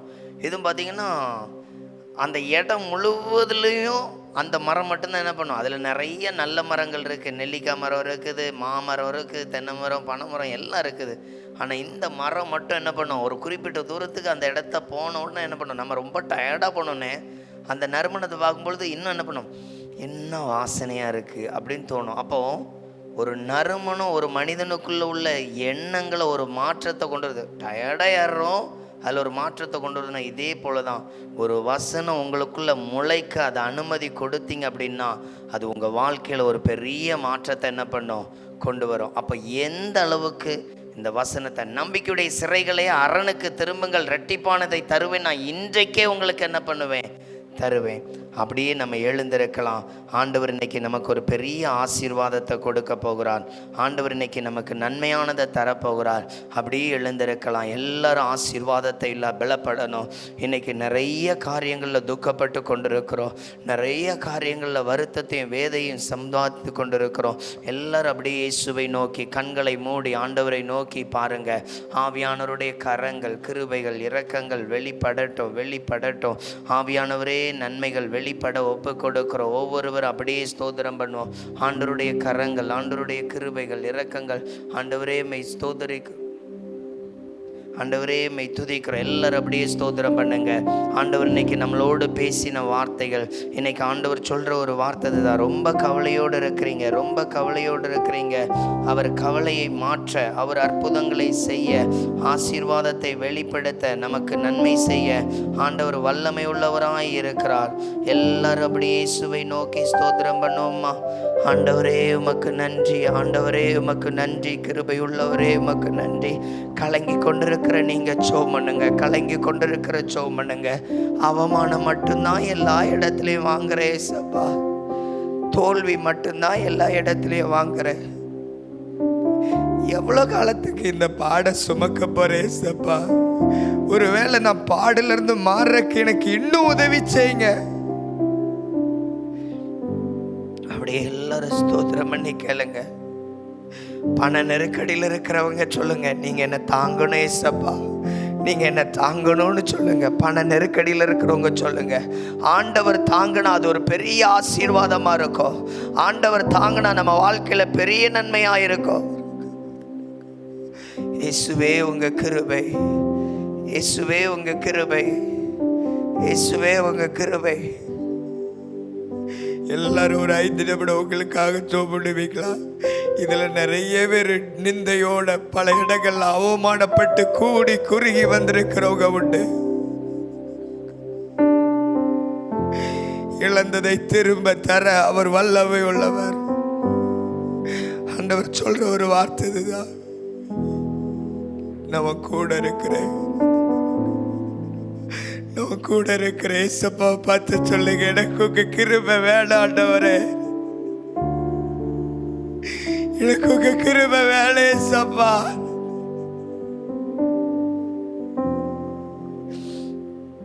ஆண்டவரே உங்க கரங்கள் இரக்கங்கள் வெளிப்படட்டும். ஆண்டவரே உங்க வல்லமை வெளிப்படட்டும். ஆண்டவரே உங்க தயவு வெளிப்படட்டும்.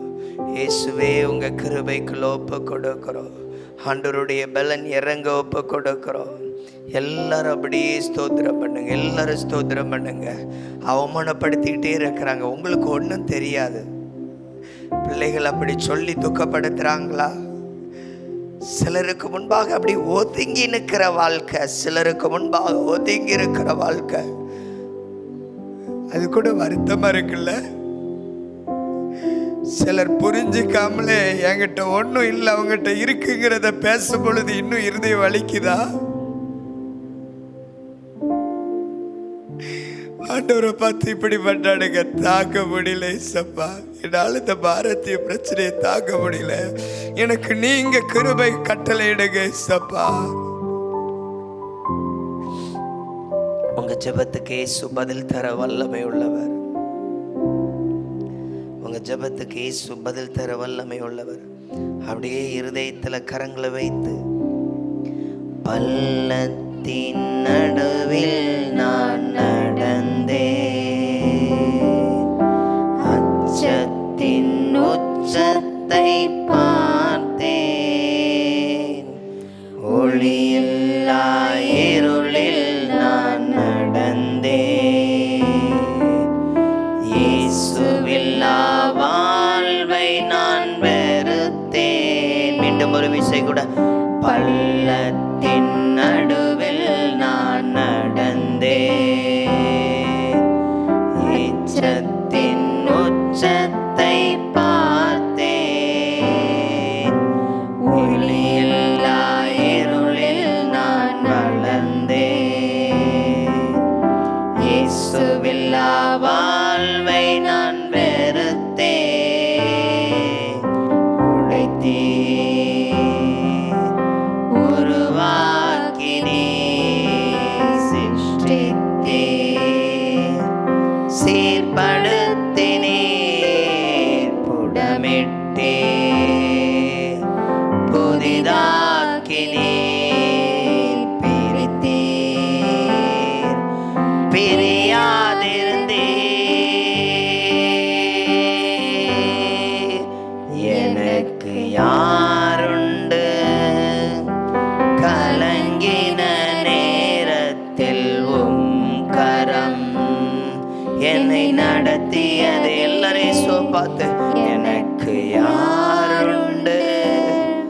கலங்கின நேரத்தில் உம் கரம் என்னை நடத்தியதே.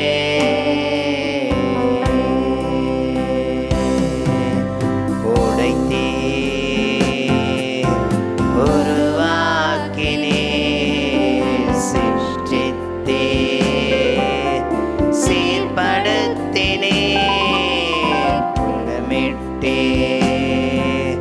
புதிதாக்கினே பிரித்தே பிரியாதிருந்தே எனக்கு யாருண்டு கலங்கின நேரத்தில் உம் கரம் என்னை நடத்தியதே. எனக்கு யாருண்டு கலங்கின நேரத்தில் உம் கரம் என்னை நடத்தியதே. பள்ளத்தின் நடுவில் நான் நடந்தேன், அச்சத்தின் உச்சத்தை பார்த்தேன். எல்லாரும் சேர்ந்து ஒளியில்லா இருளில் நான் நடந்தேன். இயேசுவில்லாத வாழ்வை இயேசுவில்லா வாழ்வை நான் வெறுத்தேன். பள்ளத்தின் நடுவில் நான் நடந்தேன். இயேசு நம்மளை அப்படியே பாதுகாக்கணும். இந்த 6வது மாதம் எனக்கு ஒரு மாற்றத்தை ஆண்டவர் தரணும். எல்லாரும் சொல்லுங்க, இயேசுவே என்னை தாங்குங்க, இயேசுவே என்னை தாங்குங்க ஆண்டவரே. நீங்க தாங்கினா எனக்கு ஆசீர்வாதோடு இன்னைக்கு அறிந்து கொண்ட ஆண்டவரே. நீங்க தாங்கினா எனக்கு நன்மைன்னு அறிந்து கொண்ட ஆண்டவரே. என்ன தாங்குங்க ஏசப்பா, என்ன தாங்குங்க ஏசப்பா. என் அவமானம் மாற என்ன தாங்குங்க ஏசப்பா. இந்த பாட என்னால தாங்க முடியல ஏசப்பா. என்ன தாங்குங்க ஏசப்பா, என்ன தாங்குங்க ஏசப்பா, என்ன தாங்குங்க ஏசப்பா, என்ன தாங்குங்க ஏசப்பா. எல்லாரும் சொல்லுங்க, என்ன தாங்குங்க ஆண்டவரே. இந்த பல நெருக்கடியை தாக்க முடியல. வெளியே காட்டிக்கல நிறைய இக்கட்டு. ஆண்டவர் இன்னைக்கு கொடுத்த வார்த்தை தான், நான் உன் கூட இருக்கிறேன். இந்த கடன் பாரத்துல உங்க கூட இருக்கிறார்.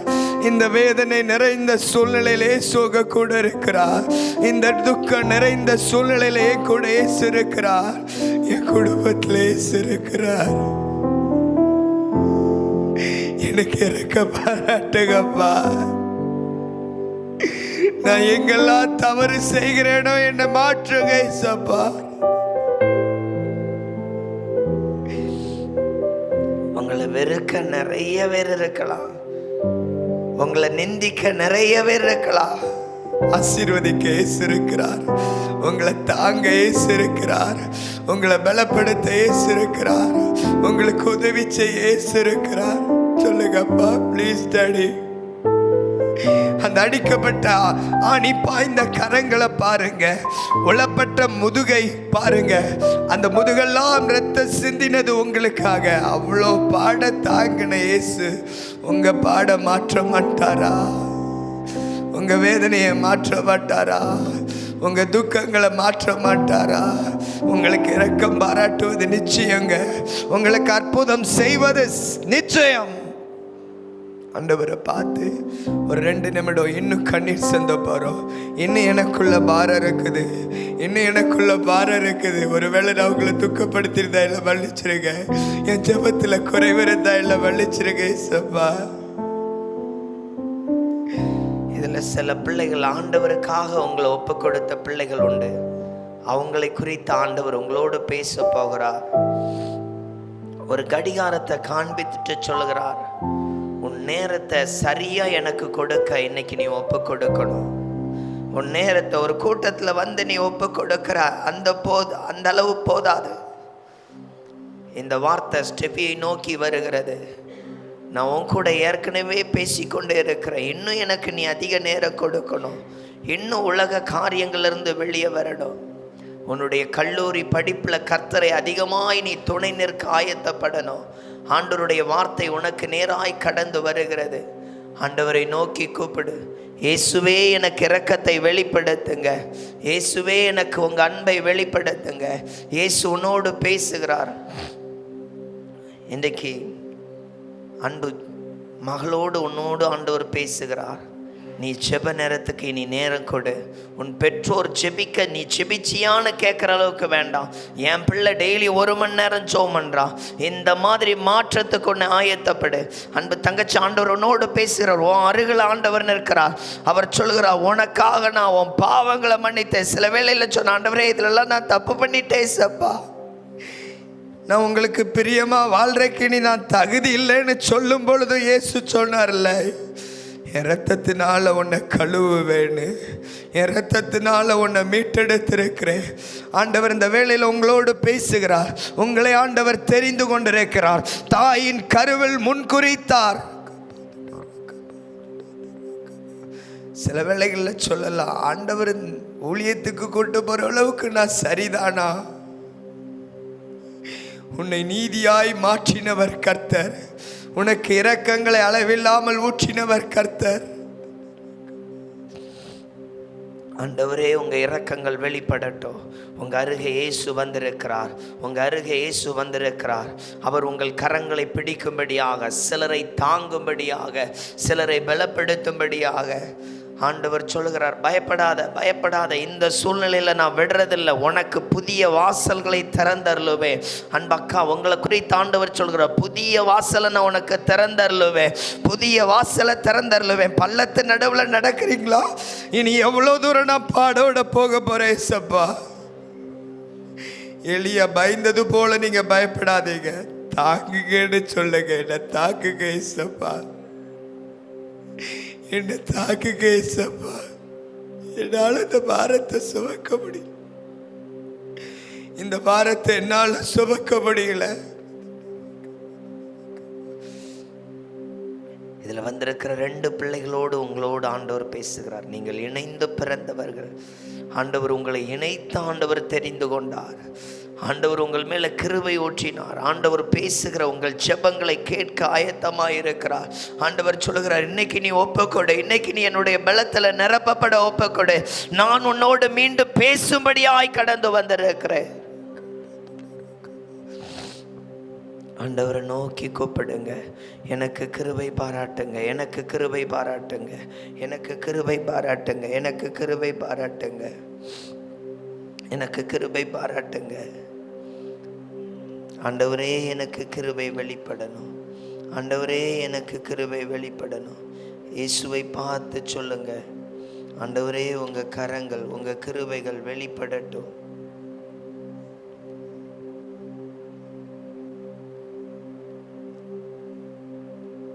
இயேசுவை நோக்கி, கண்மலை உச்சியில் அல்லேலூயா, ஆழியின் விளிம்பிலும் அல்லேலூயா, கண்மலை உச்சியில் அல்லேலூயா, ஆழியின் விளிம்பிலும் அல்லேலூயா. நான் உயர போகும்போது என் வெற்றி கீதமாகும், நான் தாழ நிற்கும் போது என்னை தேற்றும் கீதமாகும். நான் உயர போகும்போது என் வெற்றி கீதமாகும், நான் தாழ நிற்கும் போது என்னை தேற்றும் கீதமாகும்.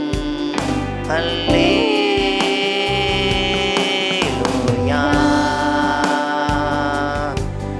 அல்லேலூயா.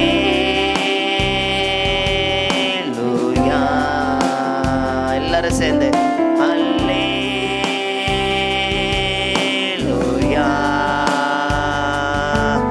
அல்லேலூயா.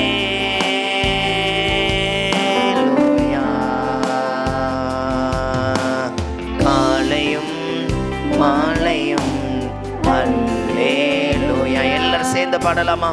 நான் விடும் சுவாசமே அல்லேலூயா, காலையும் மாலையும் அல்லேலூயா, நான் விடும் சுவாசமே அல்லேலூயா, நான் சோர்ந்து போகும்போது என் பலனாக மாறும், நான் சொற்களற்ற நேரம் என் ஆத்துமாவும் பாடும், நான் சோர்ந்து போகும்போது எல்லாரும் இணைந்து பாடுங்க.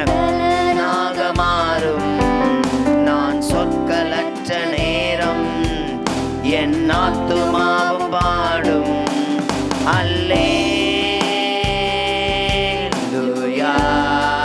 எல்லாரும் சேர்ந்து அல்லேலூயா,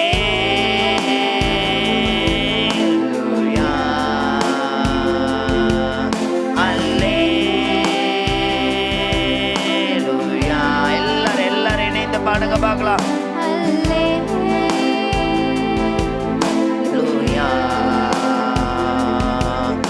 என் உயர்விலும் என் தாழ்விலும் என் ஆத்துமா பாடும். எல்லாரும் சேர்ந்து என் உயர்விலும் என் தாழ்விலும் என் ஆத்துமா பாடும். நீங்க மாத்திரம் சொல்லுங்க பார்க்கலாம். என் உயர்விலும் என் தாழ்விலும் என் ஆத்துமா பாடும். அல்லேலூயா,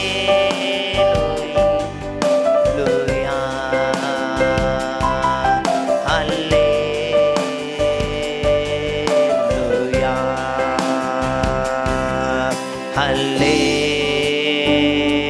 அல்லேலூயா,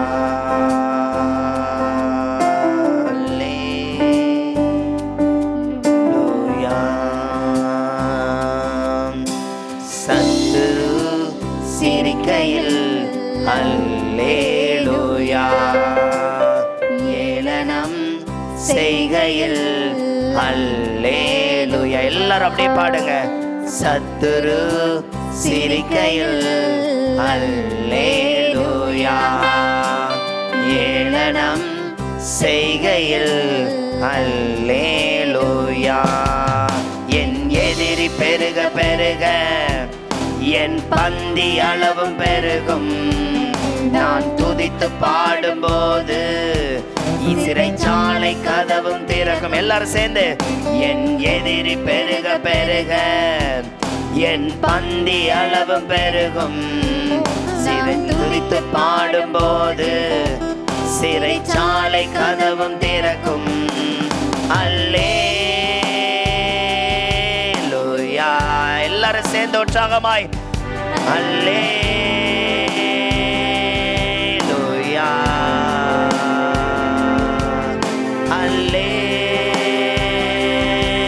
அல்லேலூயா,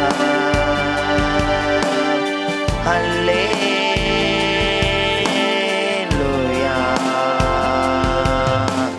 கண்மலை உச்சியில் அல்லேலூயா, ஆழியின் விளிம்பிலும் அல்லேலூயா. மீண்டும் ஒரு விஷயம், எல்லாரும் அந்த பாரம் அப்படியே மாறி இந்த இடத்தை விட்டு போகணும்.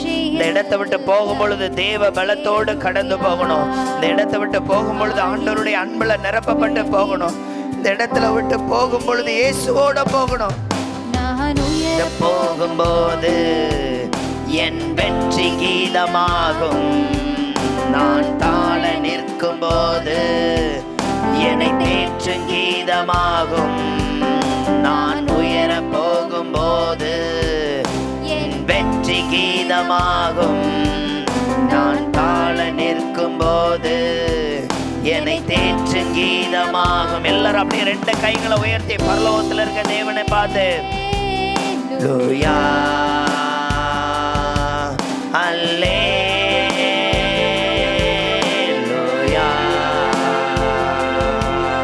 அல்லேலூயா. எல்லாரும் சேர்ந்து அல்லேலூயா,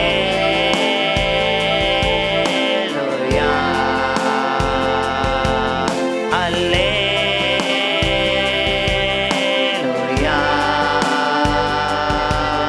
அல்லேலூயா,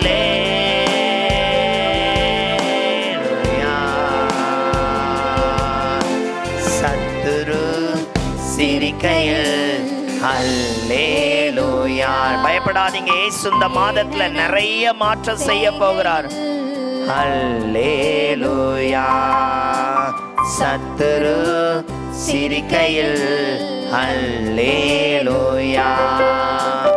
ஏளனம் செய்கையில் அல்லேலூயா. எல்லாரும் சேர்ந்து இணைந்து என் எதிரி பெருக பெருக என் பந்தி அளவும் பெருகும். நான் துதித்து பாடும்போது நம்முடைய சிறைச்சாலை கதவுகளை கர்த்தர் உடைப்பார். கதவும் திறக்கும். என் எதிரி பெருக பெருக என் பந்தி அளவு பெருகும். நான் துதித்து பாடும்போது சிறைச்சாலை கதவும் திறக்கும். அல்லேலூயா. எல்லாரும் சேர்ந்து அல்லேலூயா.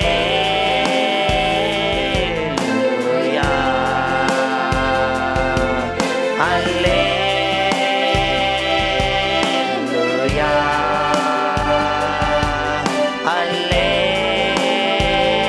அல்லேலூயா. என் உயர்விலும் என் தாழ்விலும் என் ஆத்துமா பாடும். அல்லேலூயா.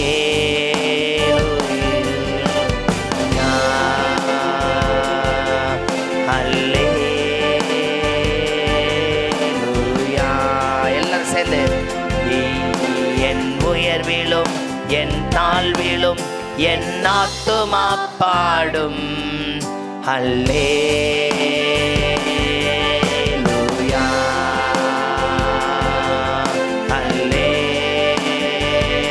அல்லேலூயா.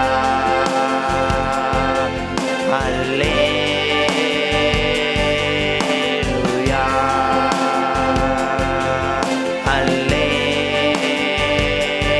அல்லேலூயா. மீண்டும் ஒரு விசை கூட. என் உயர்விலும் என் தாழ்விலும் என் ஆத்துமா பாடும். அல்லேலூயா.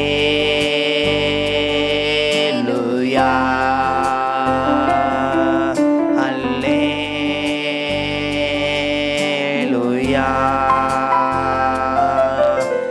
கண்மலை உச்சியில் அல்லேலூயா. எல்லாரும் இயேசுவை பார்த்து ஆழியின் விளிம்பிலும் அல்லேலூயா. கண்மலை உச்சியில் அல்லேலூயா. ஆழியின் விளிம்பிலும் அல்லேலூயா. நான் உயர போகும்போது என் வெற்றி கீதமாகும். நான் தாழ நிற்கும் போது என்னை தேற்றும் கீதமாகும். நான் உயர போகும்போது என் வெற்றி கீதமாகும். நான் தாழ நிற்கும் போது என்னை தேற்றும் கீதமாகும். எல்லாரும் சேர்ந்து அல்லேலூயா. சிங்காசனத்தில் இருக்கிற இயேசு நம்மை கவனித்துக் கொண்டிருக்கிறார். சிங்காசனத்தில் இருக்கிற இயேசு நம்மை தொடும்படியாக, நம்மை பலப்படுத்தும்படியாக, நம்மை திடப்படுத்தும்படியாய், நம்மை ஆசீர்வதிக்கும்படியாய் கடந்து வந்திருக்கிறார். அந்த ராஜாவை கனம் பண்ணுங்க, அந்த ராஜாவை மகிமைப்படுத்துங்க. அவர் புதிய காரியத்தை கற்றுக் கொடுக்க வல்லமை உள்ளவர். ஆண்டவருடைய மகிமை பெரிதாய் இருக்கிறது. அவர் நமக்கு நன்மையானதை செய்ய வல்லமை உள்ளவர். ஒவ்வொருவரு கரங்களை தட்டி அந்த ராஜாவை மகிமைப்படுத்துவோமா? சிங்காசனத்தில் வீற்றிருக்கிற என் தேவாதி தேவனே, உமக்கே துதியும் கனமும் மகிமை உண்டாவதாக. என்னை நேற்றும் இன்றும் என்றும் எனக்கு மாறாதவராய் இருக்கிறவர் ஆண்டவரே, உமக்கு நன்றி.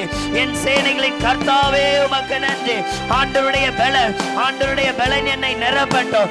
இயேசுவே, உம்முடைய அன்பு மாறாதது ஆண்டவரே. இயேசுவே, உங்க கிருபைக்கு நன்றி. ஏசப்பா, உங்க கிருபைக்கு நன்றி, உங்க கிருபைக்கு நன்றி ஆண்டவரே. காலையும் மாலையும் அல்லேலூயா. நான் விடும் சுவாசமே அல்லேலூயா. காலையும் மாலையும் அல்லேலூயா. சுவாசமே அல்லேலூயா. கர்த்தர் நம்முடைய எல்லா ஜெபங்களை கேட்டு நம்மை ஆசீர்வதிப்பதற்காய் கரங்களை தட்டி நன்றி செலுத்துவோமா? எல்லாரும் கரங்களை தட்டி நன்றி செலுத்துங்க. உங்க கிருபையினால நான் ஆசீர்வதிக்கப்பட்டிருக்கிறேன். இனி என் காரியத்தில் நீர் தாங்க போகிறீர் ஆண்டவரே. நீர் என்னை பலப்படுத்த போகிறீர். என் கண்ணீர், வேதனைகள், நிந்தைகள் எல்லாவற்றிலும் உங்க ஆசீர்வாதத்திற்காய் ஸ்தோத்திரம் ஆண்டவரே. உங்க கிருபையினால நான் நிலை நிற்கிறேன். உங்க கிருபையினால நான் நிலை நிற்கிறேன் ஆண்டவரே. உமக்கு நன்றி ஆண்டவர். சில பிள்ளைகளோடு பேசுகிற காரியம், நீ என் பக்கத்தில் இருக்க எப்போதும் ஆயத்தப்படு. நான் மோசையோடு இருந்தது போல் உன்னோடும் இருப்பேன். உன்னை அதிகமாய் நான் நேசித்து தெரிந்து கொண்டேன். ஒருவேளை உன் சூழ்நிலையில் வேணா நீ ஆண்டவர் பக்கம் இல்லாதது போல இருக்கலாம். ஆண்டவர் உன்னோடு பிரத்யேகமாய் பேசி அழைத்ததற்கு முகாந்திரம் உண்டல்லவா? தேவையில்லாமல் யாருக்கிட்டே வந்து இயேசு பேச மாட்டார்ல. ஆண்டவர் உன்னோடு பேசினதற்கு ஒரு விசேஷித்த நோக்கம் உண்டு. நன்றி ஆண்டவரே. நான் வாழ்நாள் முழுவதும் உமக்காய் வாழ என்னை ஒப்பு கொடுக்கிறேன். என்னை ஒப்பு கொடுக்கிறேன். உங்கள் கிருபை என்னை வழி நடத்தட்டும். உங்கள் இரக்கங்களுக்குள்ள வல்லமைக்குள்ள ஒப்பு கொடுக்குறோம். ஆசீர்வதிங்க. எல்லா துதியும் கனமும் மகிமையும் உமக்கே செலுத்துகிறோம். என் இயேசுவின் நாமத்தில் ஜெபிக்கிறோம் பிதாவே, ஆமேன். கர்த்தர் நம்முடைய ஜெபங்களை எல்லாம் கேட்டு நம்மளை ஆசீர்வதிற்காய் கரங்களை தட்டி நன்றி செலுத்துவோமா? ஸ்தோத்திரம், ஸ்தோத்திரம், ஸ்தோத்திரம், ஸ்தோத்திரம், ஸ்தோத்திரம். அப்படியே உட்காருவோம். இந்த வேளையில் கூட